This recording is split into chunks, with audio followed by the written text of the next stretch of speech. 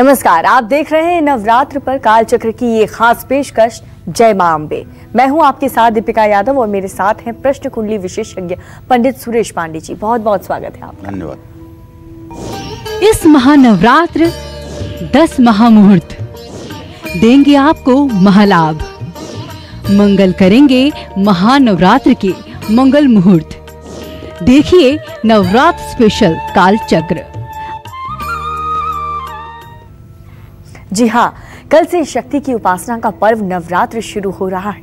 कल से 9 दिनों तक भारत या विदेश में नवरात्र के व्रत रखने वाले, नवरात्र में मां दुर्गा की उपासना करने वाले, कन्या पूजन करने वाले लोग कैसे घर बैठकर संयम, धैर्य और निष्ठा के साथ मां अम्बे की उपासना करें, कैसे घर बैठकर अपने परिवार, अपने समाज और अपने देश के कल्याण की कामना करें, ताकि शक्ति स्वरूपा मां जगदम्बा प्रसन्न होकर विश्व और देश पर जो संकट है उसको जल्द से जल्द दूर करें। इस बार नवरात्र आपके लिए, देश दुनिया के लिए कैसे रहेंगे, साथ ही नवरात्र में खरीदारी और महत्वपूर्ण कार्य करने के लिए भी कौन से शुभ योग बन रहे हैं, ये तमाम जानकारी देंगे आपको पंडित सुरेश पांडे जी आज नवरात्र स्पेशल कालचक्र में।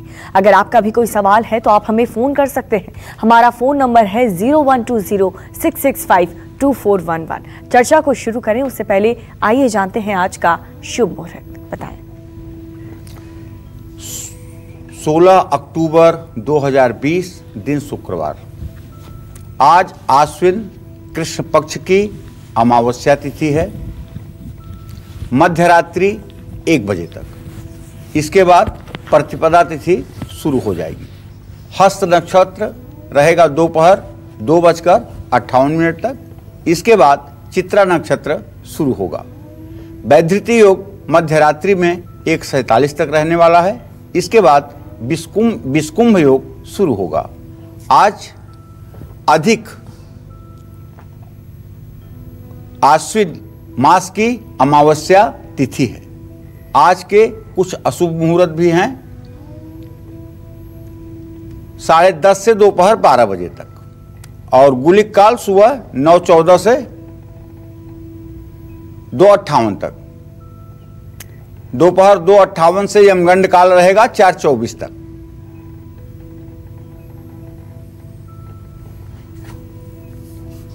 तो कल से शुरू हो रहे शारदीय नवरात्र, और इस नवरात्र क्या है खास, कौन से शुभ मुहूर्त में करनी है घट स्थापना और कौन से मंगल मुहूर्त में की गई पूजा दिलाएगी आपको मां दुर्गा की महाकृपा, साथ ही किस मुहूर्त में आपको बिल्कुल भी नहीं करनी है घट स्थापना, आइए जानते हैं। बताएं।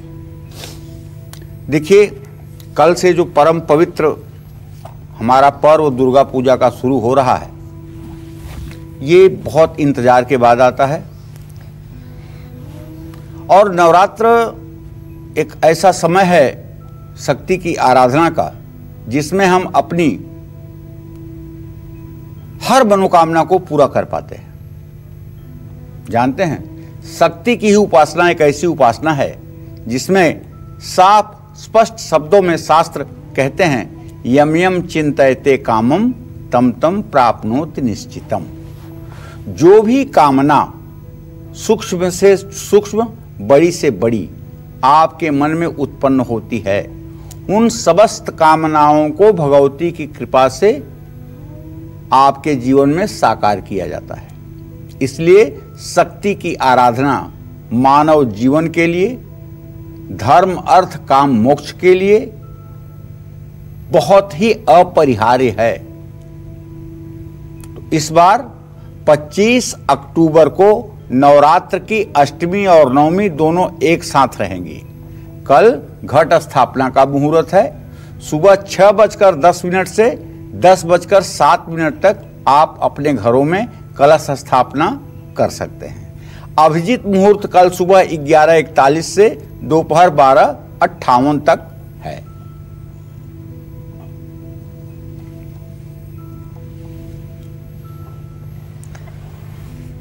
तो इन मुहूर्त के बारे में आपने जान लिया। अब चर्चा को आगे बढ़ाएंगे। मेष राशि की बात करेंगे। कैसी रहेगी आर्थिक स्थिति, कामकाज, रिश्ते और सेहत, आइए जानते हैं। बताएं पंडित जी। देखिए, ऐसा है कि मेष राशि के जातकों के बारे में बताना चाहूंगा कि आपका राशि स्वामी मंगल व्यय भाव में स्थित है और व्यय भाव का स्वामी बृहस्पति आपके भाग्य स्थान में स्थित है। ऐसे में अगर देखा जाए तो आज के लिए जो चंद्रमा के गोचर का प्रभाव दिख रहा है वो थोड़ा सा पैसे की तंगी का संकेत कर रहा है, इसलिए आज सोच समझकर खर्च करें। नौकरी बदलने के लिए सही समय है, कारोबार में मुनाफा होगा और पार्टनर की अपेक्षाएं आपसे बढ़ सकती हैं। शुगर की जांच समय समय पर करवाते रहें। जय मां विंध्यवासिनी। और चलिए बात करेंगे वृषभ राशि वालों की, कैसी रहेगी इनकी आर्थिक स्थिति, कामकाज, रिश्ते और सेहत। आइए जानते हैं, बताएं पंडित जी। देखिए, वृषभ राशि के जातकों को बताऊं कि राहु का गोचर आपकी राशि में है भाई, और आपका राशि स्वामी इस समय सुख स्थान में गोचर कर रहा है सिंह राशि में 21 अंश 30 कला पर, और आपके भाग्य स्थान का स्वामी शनि स्वगृही होकर के अपने ही घर में मौजूद है। ऐसे में मैं कह सकता हूं कि निवेश करने के लिए कहीं पैसा अगर लगाना हो तो दिन अच्छा है। काम की शुरुआत में देर हो सकती है, एकाग्रता से काम करिएगा, और पैतृक संपत्ति के मामले में वाद विवाद बढ़ सकता है। एसिडिटी, कब्ज जैसी परेशानियां शरीर को कुछ समय के लिए डिस्टर्ब कर सकती हैं, तो थोड़ा सा संयम नियम आपके लिए फायदेमंद होगा। जय मां विंध्यवासिनी। तो नवरात्र के घट स्थापना की तो बात हो गई, अब अलग अलग मनोकामनाओं के लिए अलग अलग लग्नों में मां दुर्गा की पूजा करनी कितनी चमत्कारी और फलदायी है, आइए जानते हैं, बताएं पंडित जी। देखिए, ऐसा है कि मां दुर्गा की उपासना के लिए कल नवरात्र के पहले दिन कुछ शुभ लग्न हैं। हम लग्नों में मां दुर्गा की उपासना से शुभ फल प्राप्त कर सकते हैं, जैसे स्थिर लग्न वृषभ, सिंह और वृश्चिक, ये तीनों स्थिर लग्न कहे जाते हैं। मां दुर्गा की उपासना करने से वृषभ लग्न में और स्थिर लग्न में शक्ति की कृपा प्राप्त होती है। जन्म कुंडली में शुक्र और बलशाली होता है। जीवन में सुख समृद्धि का वास होता है। वृषभ लग्न कल सुबह 7:42 से रात का 7:42 से सुबह 9:44 तक रहेगा। और वृश्चिक लग्न में मां भगवती की उपासना करने से कर्ज और बीमारियों से मुक्ति मिलेगी। वृश्चिक लग्न कल सुबह 8:20 से सुबह 10:31 तक। और कल सिंह लग्न में मां दुर्गा की उपासना करना राजनीति, सरकारी नौकरी से जुड़े लोगों के लिए बहुत ही फायदेमंद साबित होगा। पिता की सेहत के लिए और पैतृक संपत्ति के विवाद से बचने के लिए सिंह लग्न में मां दुर्गा की उपासना करनी चाहिए। सिंह लग्न कब है? कल दोपहर, कल मध्यरात्रि में 2:05 से शुरू होगी। और कुंभ लग्न में मां दुर्गा की उपासना करने से प्रतियोगिता, सरकारी नौकरी में सफलता मिलती है। जिन लोगों के पास नौकरी नहीं है उनको कुंभ लग्न में देवी उपासना जरूर करनी चाहिए। अनहोनी से बचने और असाध्य रोगों से खुद की रक्षा के लिए भी कुंभ लग्न में देवी उपासना करें। कुंभ लग्न कल दोपहर 2:32 से 4:14 तक है। अब द्विस्वभाव का मतलब होता है कि जिसमें दो प्रकार के स्वभाव हों। ऐसी लग्न जिसमें दो प्रकार के स्वभाव हों। दो प्रकार क्या? जो चर भी हो और स्थिर भी हो। जिसका पहला आधा भाग चर हो और 15 डिग्री से 30 डिग्री तक जिसका स्वभाव स्थिर हो, उसको कहते हैं द्विस्वभाव लग्न। ये मिथुन, कन्या, धनु और मीन, ये 4 राशियां द्विस्वभाव की कही जाती हैं, जिसमें पूजा करना स्थिर लग्न के जितना ही फलदायी होता है। द्विस्वभाव वाले लग्न जो मिथुन, कन्या, मीन, धनु मैंने आपको बताया, जिन लोगों की शादी नहीं हो रही है, वैवाहिक जीवन में कलेश है, तो कल ऐसे लोगों को मिथुन लग्न में मां दुर्गा की उपासना जरूर करनी चाहिए। कल रात 9:44 से रात 11:50 तक मिथुन लग्न है। कन्या लग्न में मां दुर्गा की उपासना उन लोगों को करनी चाहिए जिनका अभी अभी शादी हुई है, जिन लोगों को संतान सुख नहीं है, जो लोग नया कारोबार शुरू करना चाहते हैं। कन्या लग्न कल सुबह 4:12 से 6:13 तक है। मीन लग्न में मां दुर्गा की पूजा करने से बच्चों के जीवन में सुख शांति रहती है।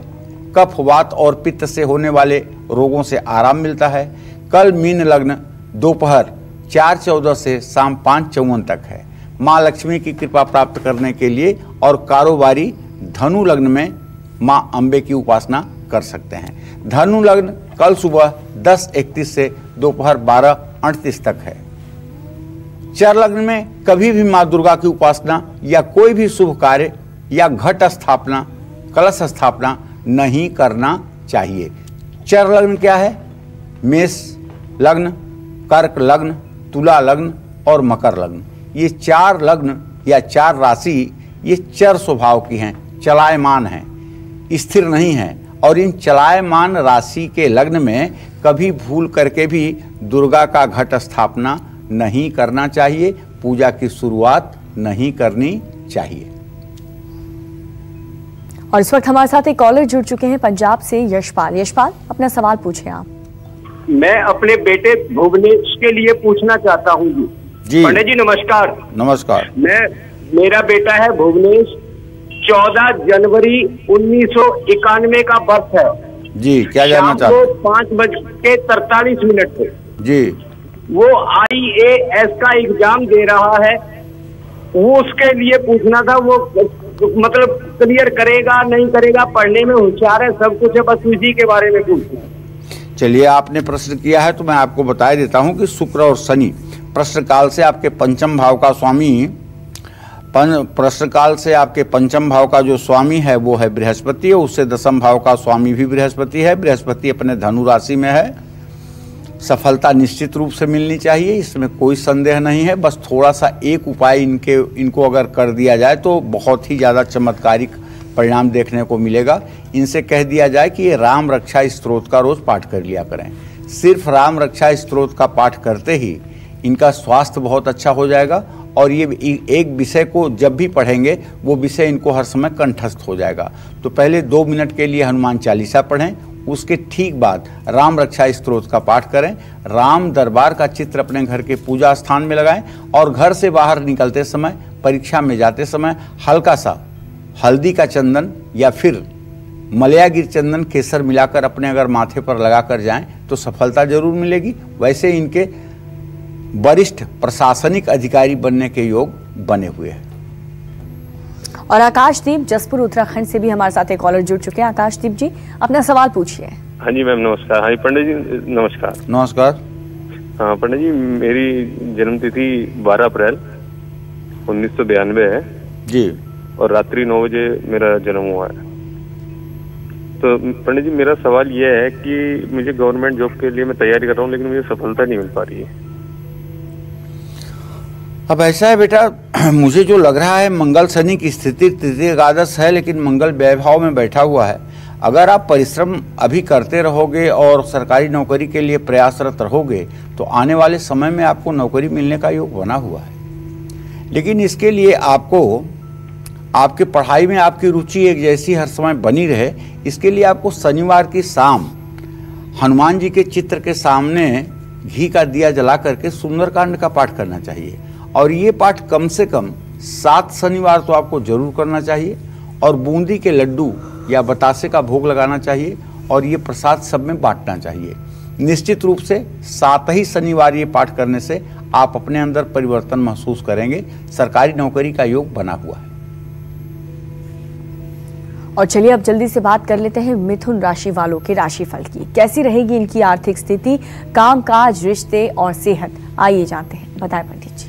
देखिए, आप मिथुन राशि के जातक हैं तो आपके व्यय भाव में राहु की स्थिति का संकेत और धनेश चंद्रमा का कन्या राशि में जाना इस बात का संकेत है कि घरेलू मामलों पर आपके खर्चे बढ़ेंगे। कारोबारी, कर्मचारी या नौकरी करने वाले लोगों के सहकर्मियों के साथ तालमेल बना करके रखने की जरूरत है।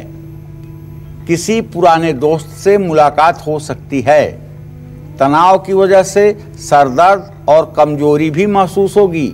जय मां विंध्यवासिनी।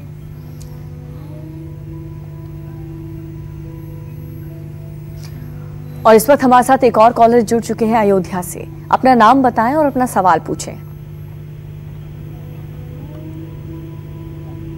हेलो, मेरा नाम विकास। जी जय मां विंध्यवासिनी भैया, बोलिए। वो मैं नाम बताओ बेटा अपना। मेरा नाम विकास है। जी विशाल जी, क्या जानना चाहते हो? विकास क्या जानना चाहते हो? घर में पैसा वैसा नहीं रुकता है और नौकरी वोकरी लगेगा कि नहीं लगेगा। डिप्लोमा कर रहा हूँ मैं, अभी फर्स्ट ईयर सेकंड ईयर में गया हूँ। तो चलिए विकास जी, मैं आपको बताता हूं कि आपके आजीविका का स्वामी जो है वो शनि है और आपके प्रश्न लग्न का स्वामी शुक्र है। शुक्र और शनि की प्रश्न काल में जो स्थिति बनी हुई है वो 6वीं 8वीं है, जो अच्छा संकेत नहीं है। आप अपने फ्यूचर के लिए न तो सही डिसीजन ले पा रहे हैं और न तो सही कर्म कर पा रहे हैं, जिसके कारण पढ़ाई, नौकरी सब कुछ बर्बाद है। और अगर यही स्थिति आपकी रही तो फिर आगे आपको अपने आजीविका को चलाने में बहुत परेशानी का सामना करना पड़ेगा। तो मेरा सुझाव ये है आपके लिए कि कल से नवरात्रि शुरू हो रहे हैं, कल से 9 दिनों का व्रत करना शुरू कर दीजिए। बिना कुछ सोचे आंख मूंद कर पूरी पवित्रता के साथ 9 दिन का व्रत करिए। और दुर्गा जी का मंत्र है ओम ऐं ह्रीं क्लीं चामुंडाय विच्चे नमः। इस मंत्र का पूरे नवरात्र के 9 दिनों में 10,000 बार जप करिए और स्वच्छ बिस्तर पर सोइए। स्वच्छ बिस्तर पर सोइए, अपने बिस्तर पर और किसी को सोने बैठने मत दीजिए। 9 दिनों के अंदर ही आपके अंदर एक ऐसी प्रतिभा जागृत होगी जो आपके भविष्य के लिए सही मार्गदर्शन करेगी। 9 दिनों तक सुचितापूर्वक आप व्रत करने की कोशिश करें। तो कल से नवरात्र की शुरुआत होने वाली है और पंडित जी बहुत ही डिटेल से आपको सभी चीजें विस्तार में बता रहे हैं। अगर आपकी भी कोई परेशानी है, कोई समस्या है या नवरात्र से जुड़े कोई सवाल है तो आप फौरन हमें फोन कर सकते हैं। इस वक्त हमारे साथ चंद्रमोहन, एक और कॉलर जुड़ चुके हैं अजमेर से। चंद्रमोहन जी, आप क्या जानना चाहते हैं? नमस्ते जी पंडित जी। हाँ, सदा सुखी रहिए। मेरी बेटी के लिए मैं पूछना चाह रहा हूँ, वो अभी अमेरिका में पढ़ाई कर रही है जी। उसका जन्म हुआ 10 दिसंबर 1994। जी जी। और बर्थ का टाइम है सुबह 8:40। तो उसका प्लेसमेंट का, नौकरी का या शादी का क्या रहेगा, मतलब भविष्य है उसका? देखिए चंद्रमोहन जी, आपके बेटी के जहाँ तक भविष्य का प्रश्न है तो आप ये जान लीजिए कि उसका भविष्य बहुत ही अच्छा है। उसका प्लेसमेंट वहीं अमेरिका में हो जाएगा, उसका रहना भी वहीं हो जाएगा, उसकी शिक्षा भी अच्छी तरह से पूरी हो जाएगी और बहुत समझदार लड़की है, हर परिस्थितियों में अपने को एडजस्ट कर लेगी, इसमें कोई दो राय नहीं है। ये हो सकता है कि उसको अच्छे रूप से स्थापित होने में 2022 के फरवरी मार्च तक का समय लगे और बीच में हो सकता है कि महीने 2 महीने ऐसी भी स्थिति आए जब उसका मन वहां से उच्चाटित हो और वहां रहने की इच्छा उसकी ना हो। तो ऐसे में थोड़ा धैर्य रखेगी तो सफलता मिलेगी। और चलिए अब बात करते हैं कर्क राशि वालों के राशिफल की। कैसी रहेगी इनकी आर्थिक स्थिति, कामकाज, रिश्ते और सेहत, आइए जानते हैं। बताएं पंडित जी। आप सभी कर्क राशि के जातकों को बताऊं कि आपका राशि स्वामी चंद्रमा इस समय बुध के राशि कन्या राशि में 19 अंश 23 कला पर गोचर कर चुका है। आपके स्वास्थ्य का प्रतिनिधित्व चंद्रमा करता है। ऐसे में अगर देखा जाए तो ये कह सकते हैं कि बीमारी और इलाज पर जरूरत से ज्यादा खर्च होने के योग बने हुए हैं। काम में रुकावट आ सकती है, सोच समझ करके ही आपको कोई डिसीजन लेना चाहिए। पति पत्नी में तकरार भी हो सकती है, इसलिए गलतफहमी ना बढ़ने दें। किसी तरह की एलर्जी हो सकती है, इससे अपने को बचाएं। जय मां विंध्यवासिनी। इस बार शारदीय नवरात्र पर बहुत से महासंयोग बन रहे हैं। इस बार मां अम्बे एक खास वाहन पर सवार होकर आ रही हैं और साथ ही इस बार के शारदीय नवरात्र आपके लिए, देश के लिए और दुनिया के लिए बहुत से मायनों में खास है। आइए जानते हैं इस बारे में पंडित जी से। बताएं पंडित जी। देखिए, इस बार अधिक मास लगने के कारण शारदीय नवरात्र 1 महीने की देरी से शुरू हो रहा है। देवी भागवत में कहा गया है कि शशि सूर्ये गजारूढ़ा शनि भौमे तुरंग भे गुरव शुक्र च दोलायाम बुधे नवका प्रकृतिता। इसका अर्थ ये हुआ कि देवी भागवत में ये लिखा हुआ है, इस बात का जिक्र है कि देवी का आगमन अर्थात नवरात्र के पहले दिन अलग अलग वाहन पर होता है। तो ये डिसाइड कैसे किया जाता है? दिन के आधार पर। जैसे अगर नवरात्र की शुरुआत सोमवार से हो या रविवार को हो तो माँ दुर्गा हाथी पर बैठ करके आती है। शनिवार या मंगलवार को अगर नवरात्र शुरू हो तब माँ दुर्गा घोड़े पर बैठकर आती है। गुरुवार या शुक्रवार को नवरात्र का आरंभ हो तो माँ दुर्गा डोली में बैठ के आती हैं। और अगर बुधवार को नवरात्र शुरू हो तो माँ नाव पर सवार होकर के आती है, नौका पर सवार होकर आती है। तो कल 17 अक्टूबर शनिवार है। शनिवार के दिन नवरात्र शुरू होने के कारण माँ घोड़े पर बैठकर आएंगी। अब मैं आपको बताना चाहूंगा कि इसके मायने आपके लिए, देश के लिए और दुनिया के लिए क्या होंगे। इन 4 अलग अलग वाहन पर जब बैठ करके माता नवरात्र में आती हैं तो उसका परिणाम क्या होता है? तो देवी भागवत के अनुसार घोड़े की सवारी करते हुए जब माता आती हैं तो पड़ोसी देशों से युद्ध का खतरा बढ़ जाता है। आंधी, तूफान, बाढ़, भूकंप, उथल पुथल जैसी गतिविधियां बढ़ने लगती हैं। संक्रामक रोग और महामारी से जनमानस त्रस्त हो जाता है। मां दुर्गा घोड़े पर सवार होकर के आएंगी और भैंसे पर सवार होकर वापस जाएंगी। ये बहुत बुरा है।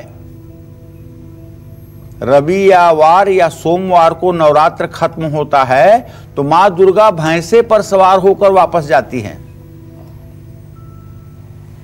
ये तो आप भी समझ रहे होंगे कि यमराज का वाहन है भैंसा, तो ये बहुत शुभ नहीं होगा। लेकिन चलिए आपको बता देता हूं कि इसका मतलब क्या हमारे भागवत में लिखा हुआ है।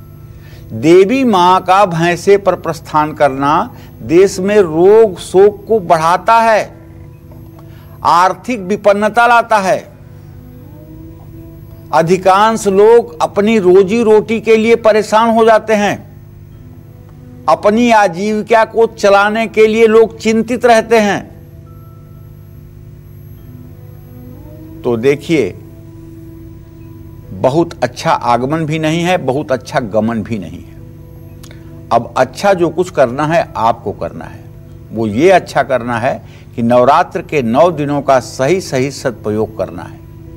मैं आप सभी को बताना चाहूंगा बड़ी विनम्रता के साथ, कलश 1 नहीं 2 स्थापित होने चाहिए। अगर घर में आप कलश स्थापित कर रहे हैं तो एक वरुण कलश और एक प्रतिष्ठा कलश। वरुण कलश को मिट्टी बालू मिला करके उसके ऊपर रख करके उसमें पानी डाला जाता है, आम की पत्तियां रखी जाती हैं और उसके ऊपर एक मिट्टी या पीतल के कटोरे में चावल भरकर रखा जाता है और एक नारियल चुनरी में लपेट करके उसको नारियल ऊपर रखा जाता है। नारियल का मुंह ऊपर वाला हिस्सा आपकी तरफ होना चाहिए, ये बात ध्यान रखिएगा।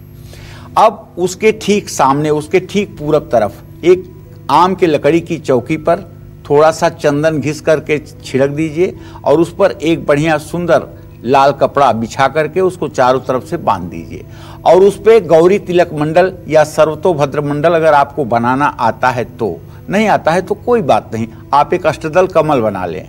अष्टदल कमल बना करके तांबे के लोटे में चावल भरकर उसके ऊपर एक गरी गोला लें। गरी गोले के साथ एक लोहे की कील चिपका करके उसको केवल चिपका के रखना है, सटा करके रखना है।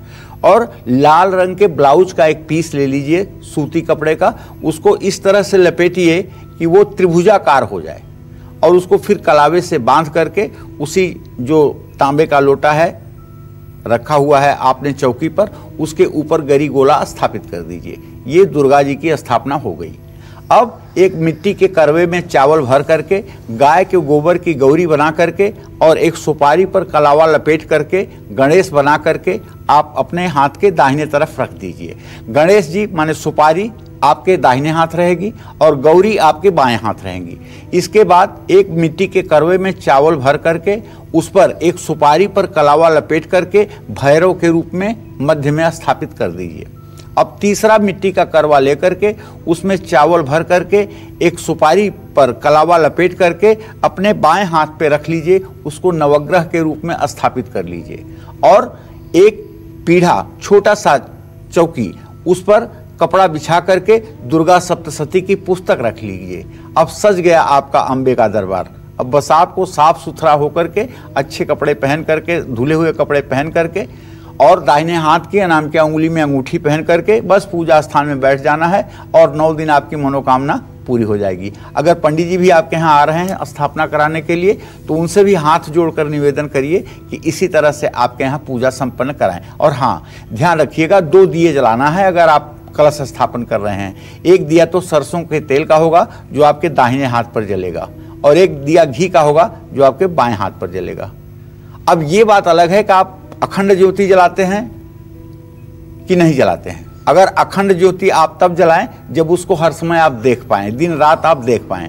अगर आप नहीं देख सकते हैं तो अखंड ज्योति न जलाएं। जब तक आप पूजा करते हैं तब तक ज्योति जले, जब आप पूजा ना करें तो ज्योति बुझ जाए तो कोई दिक्कत नहीं है। इन सब बातों का ध्यान रखना चाहिए और हर समय पूर्व दिशा में मुंह करके भगवती का जब भी समय मिले तो उनका ध्यान आवाहन करना चाहिए, उनके कथा का गुणगान करना चाहिए, उनके पराक्रम का गुणगान करना चाहिए। बस जिंदगी बन जाएगी। और श्री सूक्तम का पाठ करना, कनक धारा स्तोत्र का पाठ करना, दुर्गा मानस पूजा करना, दुर्गा सप्तशती का पाठ करना, ये जीवन में खुशियां भर देगी, इसमें कोई संदेह नहीं है। जय मां विंध्यवासिनी। तो देखिए, आपका जीवन खुशहाल बना रहे इसके लिए पूरी कोशिश पंडित जी की रहती है और ये जितनी भी राशियां हैं ना, उन सभी राशियों के बारे में भी सटीक जानकारी पंडित जी देते हैं ताकि आपका जो आज है वो अच्छा रहे, क्योंकि आज अच्छा रहेगा तो आपका आने वाला कल और भी ज्यादा अच्छा हो सकता है। बात करेंगे सिंह राशि वालों की, कैसी रहेगी इनकी आर्थिक स्थिति, कामकाज, रिश्ते और सेहत, आइए जानते हैं। बताएं पंडित जी। देखिए, अब हम सिंह राशि के जातकों के बारे में बताना चाहेंगे। सिंह राशि का गोचर यह है कि आपके राशि में शुक्र की स्थिति बनी हुई है 21 अंश 30 कला पर। यह शुक्र आपके पराक्रम भाव का स्वामी है, यह शुक्र आपके आजीविका भाव का स्वामी है। तो ऐसे में थोड़ी सी पैसे के नुकसान की संभावना तो बन रही है। और दशम भाव का राहु आपके सरकारी काम में भी खलल पैदा कर सकता है, रुकावट आ सकती है। धैर्य रखें, बहुत जल्दी अधीर न हो। बच्चों के साथ चल रहा विवाद या मतभेद दूर होगा।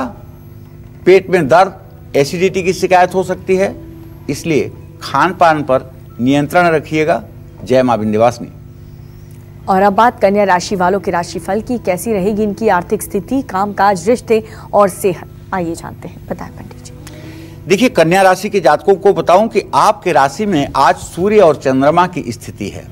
जब भी अमावस्या होती है तो सूर्य चंद्रमा एक साथ होते हैं। चंद्रमा सूर्य से 12 अंश 20 कला पहले जब रहता है तभी अमावस्या शुरू हो जाती है और दोनों के अंश जब एकदम बराबर रहते हैं, अंश कला विकला, तब तक अमावस्या रहती है।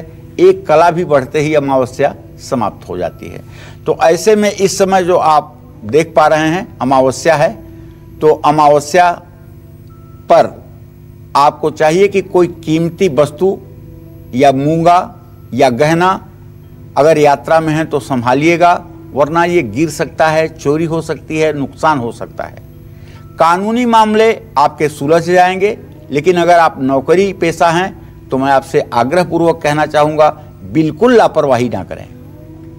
आपका तनाव और गुस्से का असर आपके परिवार पर भी पड़ सकता है, इसलिए धैर्य से काम लें।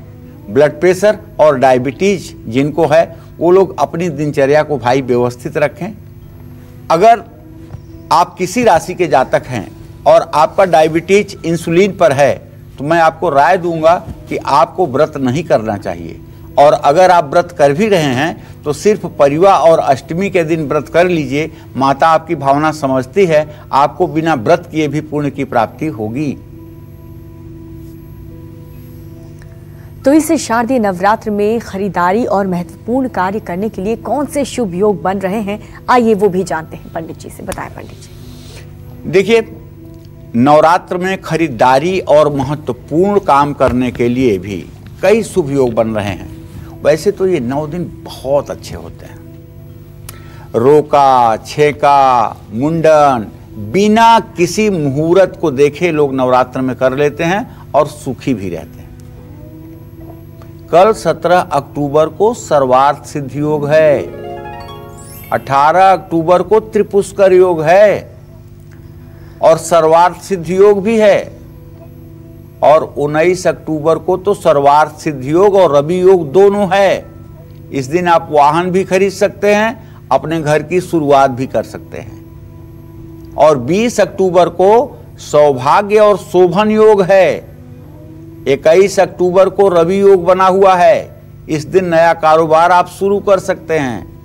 22 अक्टूबर को सुकर्मा योग और प्रजापति योग है, इस दिन संपत्ति में निवेश कर सकते हैं। प्रॉपर्टी खरीदने या बेचने का भी शुभ मुहूर्त है। नींव पूजन करना भी शुभ रहेगा। 23 अक्टूबर को धृति और आनंद योग है, नींव पूजन करना शुभकारी होगा। 24 अक्टूबर को सर्वार्थ सिद्धि योग है और 25 अक्टूबर को रवि योग है, गाड़ी खरीदने का मंगल मुहूर्त है। 26 अक्टूबर को भी रवि योग है, जिसमें गाड़ी खरीदना शुभकारी होगा। और अब बात करेंगे तुला राशि वालों के राशिफल की। कैसी रहेगी इनकी आर्थिक स्थिति, कामकाज, रिश्ते और सेहत, आइए जानते हैं, बताएं। देखिए, तुला राशि के जातकों को बताना चाहूंगा कि आपके राशि में बुध की स्थिति बनी हुई है, आपके व्यय भाव में सूर्य चंद्रमा की युति है। ये अधम योग है, सूर्य चंद्रमा की युति। पैसे के मामले में किसी पर भी बिल्कुल भरोसा ना करें।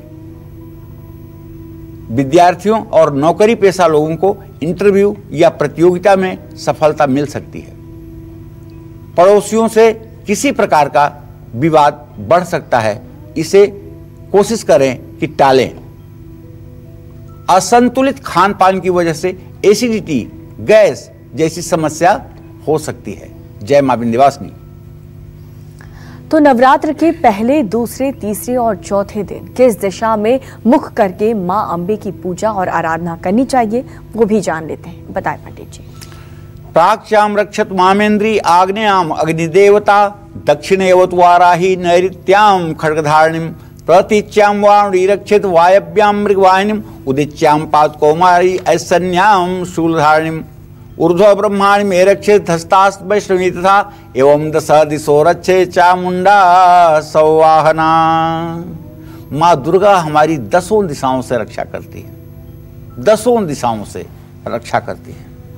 कवचे ना निवृत्तो नित्यम जत्र जत्रैव गच्छति तत्र तत्रार्थ लाभश्च विजयम सर्वकामिका यम यम चिंतयते कामम तम तम प्राप्नोति निश्चितम। तो नवरात्र के पहले दिन मां दुर्गा दक्षिण पश्चिम दिशा के मध्य में उपस्थित होती हैं। ऐसे में पहले नवरात्र में देवी दुर्गा की आराधना दक्षिण पश्चिम दिशा की ओर भी मुंह करके किया जा सकता है। इससे आरोग्यता और आशीर्वाद मिलता है, लेकिन संपूर्ण पूजा नहीं करने का विधान है। संपूर्ण पूजा की शुरुआत पूर्व दिशा और ईशान कोण की तरफ ही मुंह करके किया जाएगा। ये सिर्फ 1-2 मिनट के लिए भगवती दुर्गा का सिंह पर स्वरूप अपने मन में याद करते हुए ध्यान करने की विधा के बारे में बता रहा हूं। इससे आपका शरीर निरोगी रहेगा। और नवरात्र के दूसरे दिन मां दुर्गा की उपासना उत्तर पूर्व दिशा की ओर मुंह करके करिएगा। ऐसा करने से मस्तिष्क का शुद्धिकरण होगा, मन शांत रहेगा, किसी प्रकार का भय आपको नहीं सताएगी और आयुष्य आपकी बढ़ेगी। नवरात्र के तीसरे दिन मां दुर्गा की पूजा दक्षिण पूर्व हल्का सा अग्निकोण की तरफ मुंह करके करना चाहिए। ऐसा करने से हर दुख से मुक्ति मिलेगी। और नवरात्र के चौथे दिन मां दुर्गा की उपासना उत्तर पश्चिम दिशा की ओर मुंह करके करना चाहिए। ऐसा करने से घर में धन, अन्न, कभी भी कोई कमी नहीं रहेगी। पूजा करने वाले को लंबी आयु, यश, बल और आरोग्य प्राप्त होगा। बुद्धि का विकास होगा और निर्णय शक्ति बढ़ेगी। जय मां विंध्यवासिनी। और वृश्चिक राशि का राशिफल जान लेते हैं, कैसी रहेगी इनकी आर्थिक स्थिति, कामकाज, रिश्ते और सेहत, आइए जानते हैं, बताएं पंडित जी। देखिए, आपकी वृश्चिक राशि है तो घबराइए मत। अब तो आप 7.5 से भी बाहर निकल चुके हैं। केतु जरूर आपके राशि में है, लेकिन वो उच्च राशि में है, और धनु राशि का बृहस्पति आपके द्वितीय भाव में आपको पारिवारिक सुख भी देगा और आपकी वाणी में भी प्रभाव उत्पन्न होगा। तो इसलिए शेयर बाजार में अगर आप पैसा लगाना चाहते हैं तो लगाइए। अपना काम खुद खत्म करने की कोशिश करिए, किसी को आदेश मत दीजिए कि ये कर दो मेरा काम, नहीं तो इससे नुकसान आपको होगा। किसी पर डिपेंड मत होइए, किसी पर निर्भर मत रहिए, ठीक है। और किसी पर अगर आप निर्भर नहीं रहेंगे तो आपका काम समय पर पूरा भी होगा। आज किसी करीबी से अनबन हो सकती है, ऐसे में शादी के लिए कोई रिश्ता भी आ सकता है। तो इन सब चीजों को ध्यान में रखिएगा। जोड़ों और घुटनों में दर्द की शिकायत हो सकती है, जोड़ों और घुटनों में दर्द की शिकायत हो सकती है, तो आज का दिन थोड़ा सा सावधानी पूर्वक रखने की जरूरत है। जय मां विंध्यवासिनी। तो नवरात्र के 5वें, 6ठे, 7वें, 8वें और 9वें दिन किस दिशा में मुख करके मां अम्बे की पूजा और आराधना करनी चाहिए, आइए जानते हैं। बताएं पंडित जी। प्रथमं शैलपुत्री च द्वितीयं ब्रह्मचारिणी तृतीयं चंद्रघंटेति कुष्मांडेति चतुर्थकं पंचमं स्कंदमातेति षष्ठं कात्यायनेति च सप्तमं कालरात्रि तु महागौरी तु चाष्टमं नवमं सिद्धिदात्री च नवदुर्गा प्रकीर्तिता। भाई 9 दुर्गा ही क्यों हैं? कभी आपने सोचा कि ये दुर्गा 10 नहीं हो गई, 9 ही क्यों हैं? 8 नहीं हुई, 7 क्यों नहीं हुई?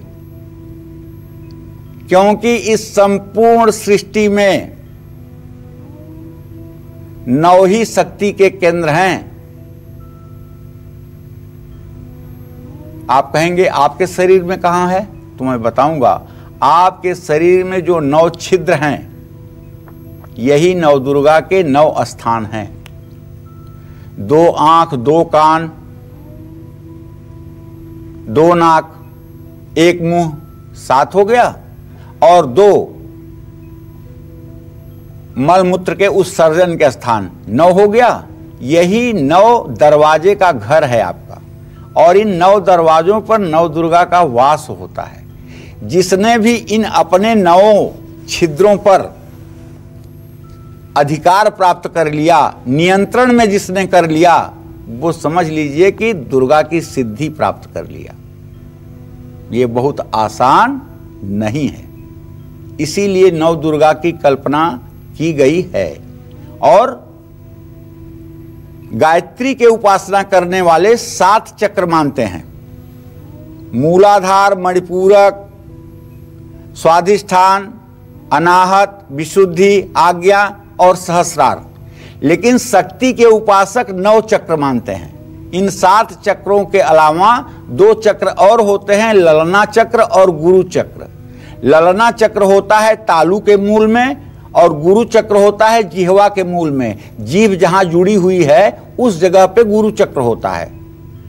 ऐसे में दुर्गा सप्तशती में जो दिव्य अथर्व शीर्ष का पाठ है, उसमें जब आप नवार्ण मंत्र ओम ऐं ह्रीं क्लीं चामुंडाय विच्चे नमः, इस मंत्र के व्युत्पत्ति के बारे में पढ़ेंगे तो आपको लगेगा कि ये 9 अक्षर 9 चक्रों पर किस तरह से एक्टिवेट होते हैं।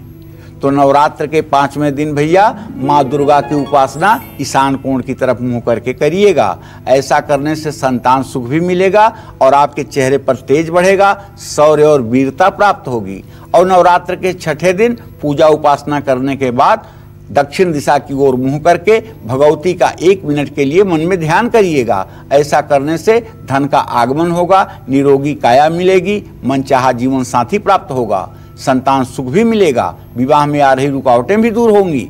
नवरात्र के 7वें दिन माँ दुर्गा की उपासना आपको दक्षिण दिशा की ओर मुंह करके करनी चाहिए और महाकाली का ध्यान करना चाहिए, क्योंकि 7वां दिन महाकाली का है। और महाकाली को आप शिव के ऊपर सवार चतुर्भुजा रूप में ध्यान करेंगे तो आपकी मनोकामना पूरी होगी। इससे नजर दोष, भूत प्रेत की बाधा, जादू टोने की व्यथा सब समाप्त हो जाती है। आकस्मिक घटनाओं से रक्षा भी होती है, रोग शोक से मुक्ति भी मिलती है।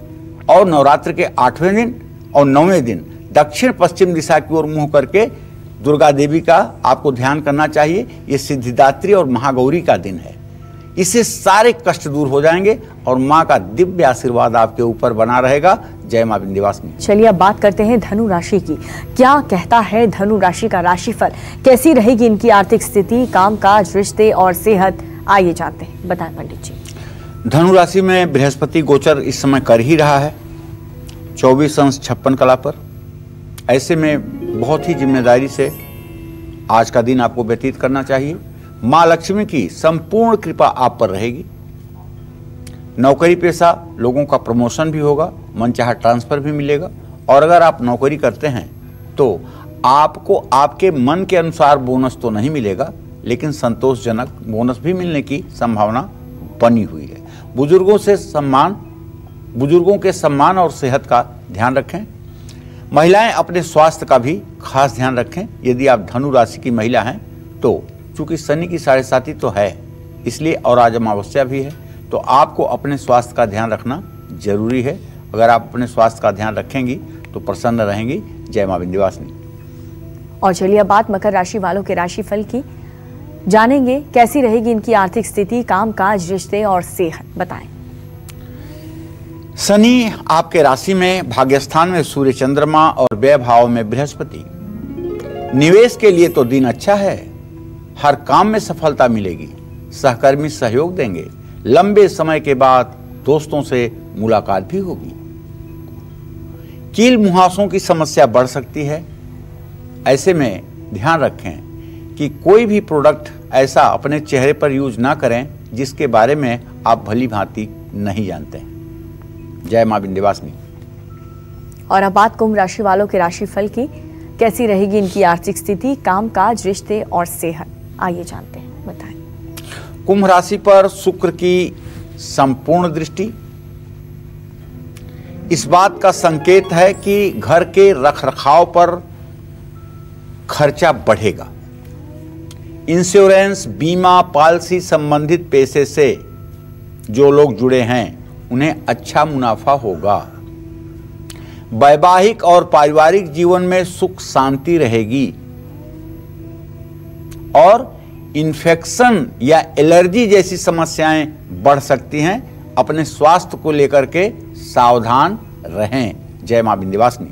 अगर आपको शनि की दशा में बहुत कष्ट मिल रहे हैं, अगर आपकी बीमारी ठीक होने का नाम ही नहीं ले रही, या फिर आपको नया मकान खरीदने या फिर बनाने में काफी परेशानी आ रही है, दिक्कतों का सामना करना पड़ रहा है, तो ऐसे में आपको एक सिक्के से जुड़ा कौन सा उपाय करना चाहिए वो हम जान लेते हैं, बताएं पंडित जी।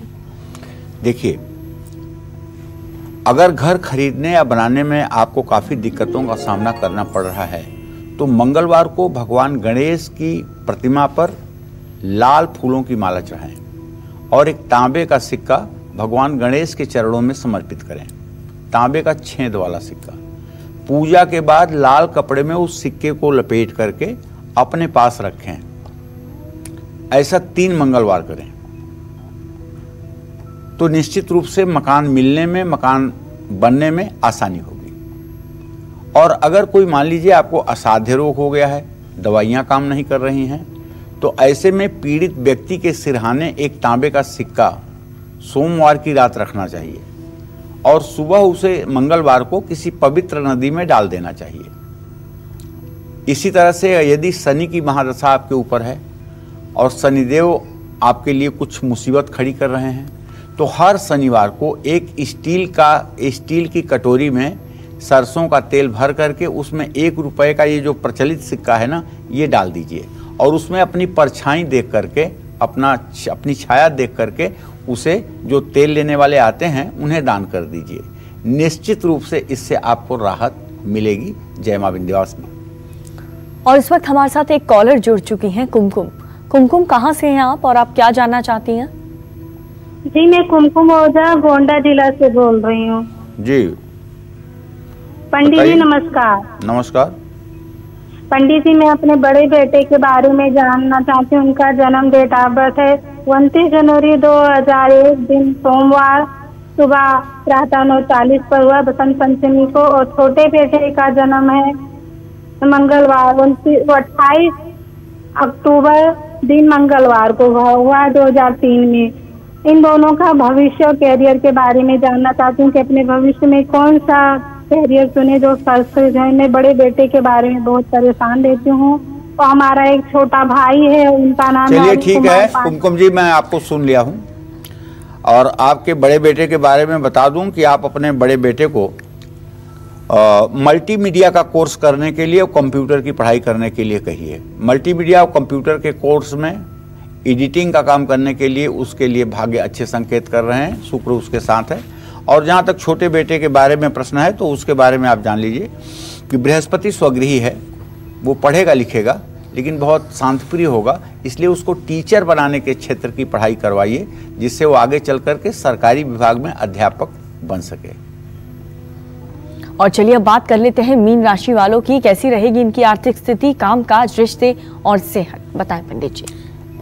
चलिए आपकी राशि में मंगल का गोचर है और अभी मंगल बकरी हुए हैं 26 अंश 15 कला पर गोचर है। 7वें भाव में सूर्य चंद्रमा की स्थिति है, तो उधार दिए पैसे वापस मिलने की संभावना तो बनी हुई है। कार्यक्षेत्र में छोटी सी लापरवाही आपके वो बहुत नुकसान दे सकती है। ऐसे में आपकी बाणी और गुस्से के कारण रिश्तों में दरार आ सकती है। बस खांसी जुकाम व गला खराब होने से कष्ट हो सकता है। जय मां विंध्यवासिनी। तो हम उम्मीद करते हैं कि आपको आज का जो हमारा विषय है वो काफ़ी पसंद आया होगा। कल फिर एक नए विषय और आपकी परेशानियों को दूर करने के लिए ढेरों उपाय लेकर आएंगे हम पंडित सुरेश पांडे जी के साथ। तब तक कालचक्र की पूरी टीम को दीजिए इजाजत। नमस्कार और देश दुनिया की बाकी खबरों के लिए देखते रहिए न्यूज़ 24।